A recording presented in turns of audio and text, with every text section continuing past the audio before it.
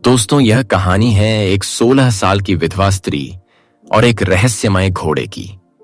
कैसे वह विधवा प्रकृति के नियमों के विरुद्ध जाकर उस अजीब जानवर के साथ एक अटूट बंधन बना लेती है। वह कैसे अपनी इच्छाएं पूरी करती है और कैसे उसका भाग्य अचानक बदल जाता है। कैसे एक अनजान मुलाकात दोस्ती में बदल जाती है। कैसे एक विधवा स्त्री घोड़े के साथ गहरा रिश्ता बनाती है और धीरे धीरे उससे प्यार करने लगती है। उस लड़की को क्या हुआ? कहानी जानने के लिए कृपया अंत तक सुने। यह कहानी बहुत प्राचीन है लेकिन रहस्यमयता से भरी हुई है। हरियाली से घिरा एक सुंदर गांव था। यहां खेतों की लहलहाती फसलें, नदी की बहती धाराएं और जंगल के घने वृक्षों से आती ठंडी हवा लोगों के मन को शांति प्रदान करती थी। भीलनी इसी गांव में रहती थी। एक मासूम और खूबसूरत लड़की। उसके लंबे काले बाल उसकी कमर तक पहुंचते थे और उसकी आंखें झील की गहराई की तरह शांत थीं। पुराने समय में लड़कियों का विवाह बहुत कम उम्र में कर दिया जाता था। इन रीति रिवाजों में बंधे उसके माता पिता ने उसका विवाह 12 वर्ष में कर दिया। लेकिन कुछ सालों बाद उसके पति की असमय मृत्यु हो गई। फिर वह अपने माता पिता के साथ एक छोटे से घर में रहने लगी। गांव की अन्य विधवाओं की तरह उसका जीवन भी सादा था। भीलनी हर दिन लकड़ियां लेने जंगल जाती थी। उसके घर में आग जलाने के लिए लकड़ी की जरूरत थी और वह बचपन से ही जंगल में जाने की आदी थी। जंगल उसके लिए डरावना नहीं था। वास्तव में यह एक ऐसी जगह थी जहां वह स्वतंत्र महसूस करती थी। अकेलापन उसके जीवन का हिस्सा बन चुका था। वह पेड़ों के बीच घूमती, पक्षियों की चहचहाहट सुनती और बहती हवा में अपनी बाहें फैलाती। उसे उन चीजों में ही सुकून मिलता था। एक दिन जब भीलनी जंगल में लकड़ियां इकट्ठा कर रही थी तो उसने एक अजीब सी आवाज सुनी। उसने चारों ओर देखा लेकिन कुछ समझ नहीं सकी। अचानक एक घोड़ा झाड़ी के पीछे से निकलकर उसके सामने आ गया। दोस्तों, घोड़ा एक पालतू जानवर होता है जो पुराने समय में लोगों का प्रमुख यातायात का साधन हुआ करता था। लेकिन यह कोई साधारण घोड़ा नहीं था। उसकी आंखों में एक अजीब सी चमक थी, मानो वह कुछ कहना चाहता हो। भीलनी ने उसे ध्यान से देखा। घोड़ा बिल्कुल स्थिर खड़ा था। ना तो वह डर रहा था और ना ही भाग रहा था। ऐसा लगा जैसे उसने भीलनी को पहचान लिया हो। भीलनी मुस्कुराई और हल्की हंसी के साथ बोली, अरे तुम यहां क्या कर रहे हो? क्या तुम जंगल में अकेले घूम रहे हो? घोड़े के चेहरे पर कोई भाव नहीं था, बस उसे ही घूरता रहा। फिर धीरे धीरे वह घोड़ा भीलनी का पीछा करने लगा। पहले तो भीलनी को लगा कि यह महज संयोग है, लेकिन जब वह थोड़ा तेज चलने लगी तो घोड़ा भी तेज चलने लगा। तो क्या तुम सचमुच मेरे साथ आ रहे हो? विधवा भीलनी ने आश्चर्य से कहा। घोड़ा थोड़ा सा हिला, मानो वह उसकी बात समझ रहा हो। विधवा भीलनी को उस घोड़े पर दया आ गई। उसे लगा कि शायद वह जंगल में खो गया है और अकेलापन महसूस कर रहा है।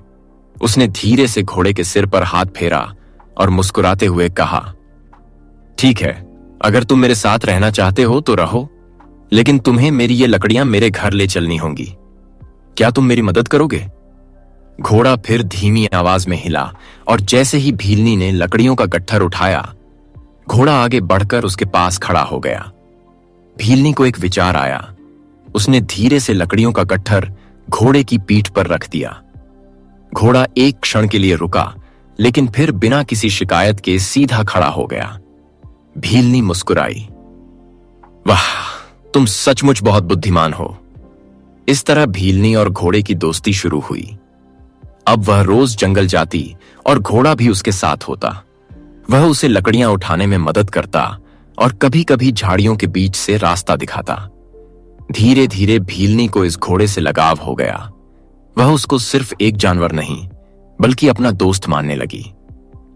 एक दिन जब वह लकड़ियां लेकर गांव वापस जा रही थी तो उसने सोचा कि घोड़ा तो हमेशा उसके साथ रहता है, लेकिन उसके पास रहने के लिए कोई जगह नहीं है। उसने सोचा, वह मेरी मदद करता है, मेरे साथ रहता है, लेकिन उसे भी तो एक घर चाहिए। रात को जब वह घर पहुंची तो उसने अपने पिता से कहा, बाबा, क्या मैं अपने घर के पास अपने दोस्त घोड़े के लिए एक छोटी सी जगह बना सकती हूं? पिता को झटका लगा। घोड़ा? वह कौन है? भीलनी ने मुस्कुराते हुए जवाब दिया, बाबा, हम जंगल में मिले थे। अब वह रोज मेरे साथ आता है। पिता ने कुछ देर सोचा, फिर बोले, यदि तुम्हें उससे इतना लगाव है तो कर लो, लेकिन सावधान रहना, यह तुम्हारी जिम्मेदारी होगी। भीलनी बहुत खुश थी। उसने घोड़े के लिए घर के पास एक छोटी सी जगह बनाई जहां वह रात में आराम कर सके। अब उनका रिश्ता और भी गहरा हो गया था।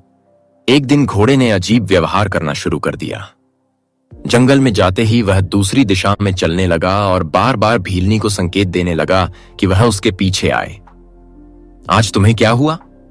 भीलनी ने आश्चर्य से पूछा। घोड़ा बिना रुके आगे बढ़ता रहा। अंततः चलते चलते वे एक ऐसे स्थान पर पहुंचे जहां भीलनी पहले कभी नहीं गई थी। उसके सामने एक बड़ा तालाब था। भीलनी ने आश्चर्य से तालाब की ओर देखा। उसने जंगल में इतना सुंदर और शांत तालाब कभी नहीं देखा था। यह तालाब यहां कैसे हो सकता है? उसने खुद से पूछा। जैसे ही वह तालाब के किनारे पहुंची, पानी अचानक हिल गया। अगले ही क्षण एक दिव्य स्त्री जल से बाहर निकली। उसके शरीर से प्रकाश निकल रहा था और वह एक स्वर्गीय देवदूत जैसी लग रही थी। भीलनी उसे देखकर दंग रह गई। आप कौन हैं? उसने धीरे से पूछा। देवी मुस्कुराई और बोली, भीलनी, मैं जानती हूं तुम्हारे मन में बहुत सारे सवाल हैं, लेकिन पहले आपको यह जान लेना चाहिए कि यह घोड़ा जिसे आप अपना दोस्त मानती हो, दरअसल कोई साधारण जानवर नहीं है। भीलनी की आंखें हैरानी से फैली रह गईं। क्या मतलब? वह घोड़ा साधारण नहीं है? उसने घबराई सी आवाज में पूछा। देवी की मुस्कान में एक रहस्य छुपा था। यह घोड़ा वास्तव में एक श्रापित राजकुमार है। वर्षों पहले एक तांत्रिक ने इसे श्राप दे दिया था कि वह तब तक घोड़े के रूप में भटकेगा जब तक कोई पवित्र आत्मा बिना किसी स्वार्थ के इसे अपना ले, इससे सच्चा प्रेम करे और इसके दुख में सहभागी बने। भीलनी अवाक रह गई। मैं तो बस। वह कुछ कह नहीं पाई। देवी आगे बोली, तुम्हारी आत्मा पवित्र है भीलनी। तुमने बिना किसी लालच के इस जीव से स्नेह किया, उसे अपनाया और उसके दुख को समझा। लेकिन यह श्राप इतनी आसानी से नहीं टूटेगा। तुम्हें एक अंतिम परीक्षा से गुजरना होगा। कैसी परीक्षा? भीलनी ने धीमे स्वर में पूछा। उसके भीतर एक डर सा घुमड़ने लगा था। तुम्हें इस तालाब में उतरकर उसके लिए एक आत्मिक बलिदान देना होगा। यदि तुम्हारा प्रेम सच्चा हुआ तो राजकुमार मुक्त हो जाएगा और तुम्हें उसका वास्तविक स्वरूप दिखाई देगा। लेकिन याद रखो, यह बलिदान तुम्हारी यादों का होगा। तुम उसे तभी पा सकोगी जब तुम उसे सब कुछ देकर खुद को भूल जाओगी। भीलनी ने घोड़े की ओर देखा। उसकी आंखों में एक गहराई थी जो शायद उसकी आत्मा की पुकार थी। एक पल के लिए सब कुछ थम गया। फिर उसने आंखें बंद की, एक गहरी सांस ली और तालाब की ओर बढ़ गई। जैसे ही भीलनी तालाब में उतरी, जल ने उसे धीरे धीरे अपनी गहराइयों में खींचना शुरू किया। उसकी यादें, बचपन, विवाह, अकेलापन और फिर इस रहस्यमयी घोड़े से जुड़ा हर पल धुंधले पड़ने लगे। उसका मन शांत था। उसने हर भावना को समर्पित कर दिया। फिर अचानक तालाब से तेज रोशनी फूटी। पानी में उथल पुथल मच गई और कुछ ही पलों में तालाब फिर से शांत हो गया। किनारे पर घोड़े की जगह अब एक युवक खड़ा था, ऊंचा, गंभीर और गहरी आंखों वाला। उसकी आंखों से आंसू बह रहे थे। वह धीरे धीरे तालाब की ओर झुका। भीलनी ने अपनी आंखें खोलीं। वह किनारे पर थी, लेकिन उसके चेहरे पर कोई भाव नहीं था।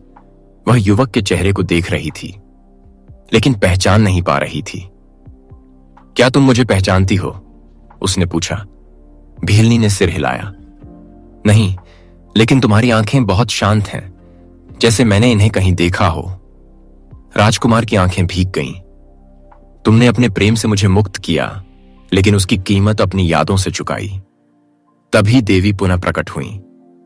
भीलनी, समय के साथ तुम्हारे दिल की स्मृतियां लौटेंगी, क्योंकि प्रेम सच्चा हो तो उसे कोई मिटा नहीं सकता। यह सिर्फ परीक्षा थी, तुमने उसे पार कर लिया। राजकुमार ने भीलनी का हाथ थामा। दोनों धीरे धीरे जंगल से गांव की ओर लौट चले, जहां एक नई शुरुआत उनका इंतजार कर रही थी। और उस तालाब के जल में आज भी एक चमक है। जहां प्रेम ने श्राप को हराया था,